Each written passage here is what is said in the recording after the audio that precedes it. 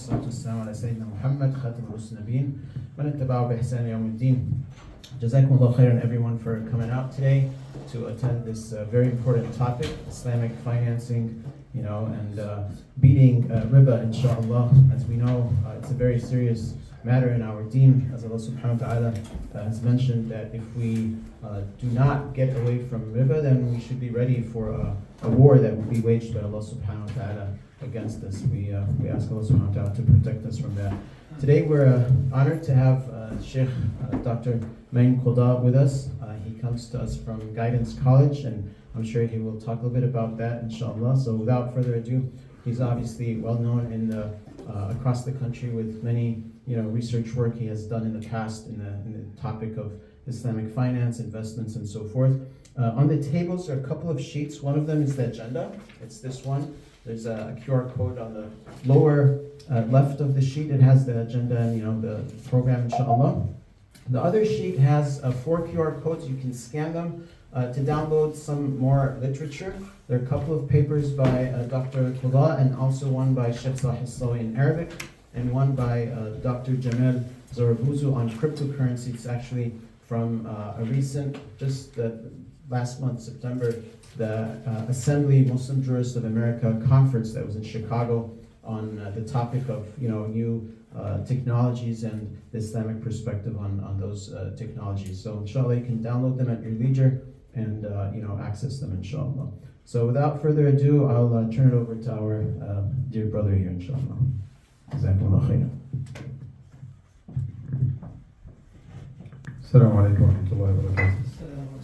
بسم الله الرحمن الرحيم. الحمد لله رب العالمين. اللهم صل وسلم وبارك على محمد وعلى آله وصحبه أجمعين.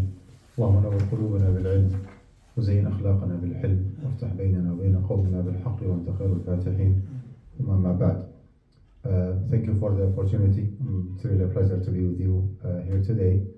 This is the first time I visit an institute that's called Leadership Institute. It's not identified as a masjid or as an Islamic center. It's a leadership institute. May Allah subhanahu wa ta'ala bless your effort and grant you more and more success. Allahumma ameen. Our topic for today is Islamic Finance 101. It's a long, detailed topic. The slides that you see here actually is the materials that we use to teach one of the classes at Guidance College and the Masters in Islamic Economics and Finance. So it is not close to impossible. It is impossible actually to cover the whole topic in 1 hour. We take actually 2 or 3 courses in Islamic Finance to cover the fiqh part of it. However, as our ulama say, ما لا يدرك كله لا يترك كله. Something is better than nothing. So we'll try to cover inshallah as much as we can. Having said that, maybe the title here is confusing. Interest-bearing transactions in the U.S. finance. It shouldn't be confusing. It's like the other side of the Islamic finance or the topic in general. When we say Islamic finance, we need to understand what does it mean Islamic finance and why it is called Islamic finance. I do believe that it's not even fair enough to call the system as Islamic finance. It is a divine finance. Believe it or not, it is a Christian finance. It is a Jewish finance. Yes, it is. If you agree with me all that maybe the most fundamental characteristic of this finance is that it should be riba free, right? Riba free.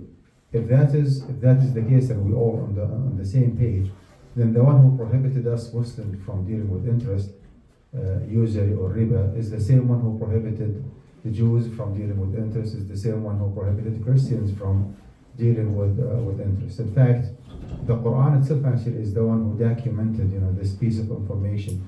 Where Allah subhanahu wa ta'ala was criticizing one of the Jewish communities in the past.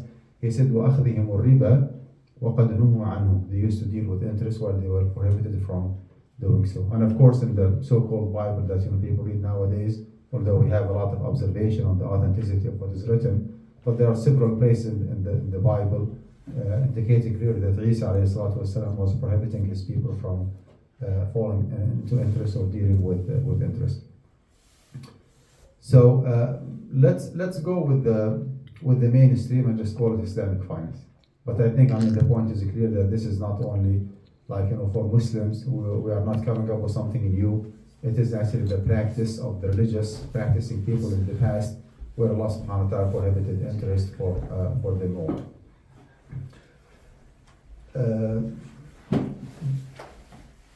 The next point is that it's not only about staying away from interest. There are certain components we have to check them in any contract, in any deal, any partnership, to make sure that this is an Islamic finance or a Sharia compliant process, or Sharia compliant contract, or enterprise or partnership, or whatever you want to call it. One of them is one of the deficiencies that we have to make sure it's not there is called al-gharar. Al-gharar means ambiguity. You get involved in a business or transaction partnership, you do not know from the beginning how much you have to pay and what you will be getting in return. So everything actually is vague in front of you. You do not know what will happen in the near future when you step forward and start that business. We have to make sure that the gharar actually is not there. The gharar, or the ambiguity, or the uncertainty, whatever I'm translated, is not there. It goes without saying that the nature of the business itself has to be a halal. Anything that's involved in maybe tobacco business or gambling, or anything that is inappropriate, even if the process and the partnership is genuine, as long as the core business itself actually is not halal from our perspective, then we have to stay away from it. Now, the most important component that we need to check is the riba issue, is the interest or the riba issue. When we go back to the classical fiqh books and read more about riba, I'm sure that we get confused. Okay, you read examples, for instance, exchanging wheat for barley, exchanging rice for sugar, apple for banana, or whatever. All these examples actually are correct, are authentic enough, but the problem here is that they do not belong to our society anymore. They are outdated examples. They do not belong to our society.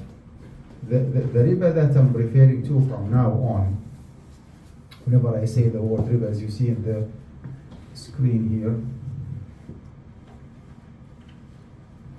is this one, which is the most explicit, the most prohibited, the most severe level or category of interest, where Allah subhanahu wa ta'ala prohibited, and all the madhab actually are agree on the prohibition of this very particular level or category of interest, which is riba diyun, interest-bearing loans.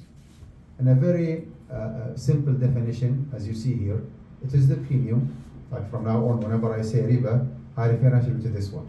It is the premium that must be paid by the borrower to the lender, along with the principal, either as a condition for the loan or for the extension of its maturity. One more time.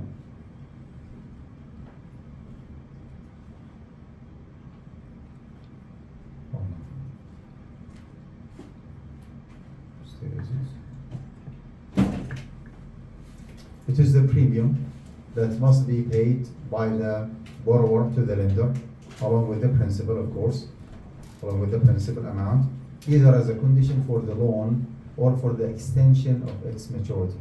If you try to analyze and just break it down to different components, you will see premium and principal. So someone actually is giving money to somebody else, right? That is the principal, and that recipient of the money has to guarantee the principal by the contract, by the agreement, or by the law of the land. That amount has to be paid back, okay, to the advancer, to the financier, or to the lender, plus an extra amount of money. That extra is the premium.